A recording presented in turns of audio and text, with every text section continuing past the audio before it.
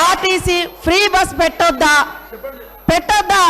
ఇవాళ మీరు వ్యవసాయం చేయనటువంటి బీడు భూములకు, లక్షాధికారులకు, కోట్లాది రూపాయలకు వ్యవసాయం పేరుతోటి రైతు బంధు కట్టబెడితే ఏ పేదోళ్ళైనా రోడ్ల మీదకి వచ్చి మీ ఇళ్ళ ముంగడ ధర్నా చేసిర్రా? ఈరోజు ఆటోలను ముందు పెట్టి మీ అధికారం రావాలని ఎప్పుడు మీరు సెంటిమెంట్లను వాడుకొని ఒకరిని ముందు పెడతారు, ఆ తర్వాత మీరు వెనక నుంచి వస్తారు. ఇది మీ నైజం.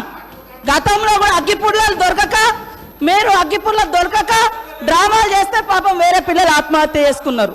అంటే చేయకూడదా అంటారు. మరి మీరు లక్షల రూపాయలు, కోట్ల రూపాయలు ప్రజల మీద, అందరి మీద పన్నులేసి ఆ వచ్చిన ధనము రైతు బంధుల పేరుతోటి ఏ పేద మహిళకు, ఏ పేదోళ్లకు రూపాయి దక్కలేదు.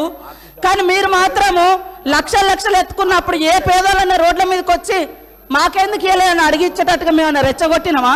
ఇవాళ అక్క చెల్లెళ్ళు అడుగుతున్నారు, నెలకు 5-6 వేలు మాకు మిగులుతున్నాయి ఆర్టీసీ బస్ తోటి. అంటే వీళ్ళు ఎందుకు తట్టుకోలేకపోతున్నారో నేను అడుగుతున్నా. మరి ఎక్కడ ఏం దొరకనట్టుగా అదే మాట్లాడుతున్నారు. మొత్తం వీళ్ళు అన్ని తీసేయండి. కాబట్టి ఆర్టీసీ బస్సులలో మహిళలు ప్రయాణం చేస్తే మీకేం ప్రాబ్లం అది చెప్పండి.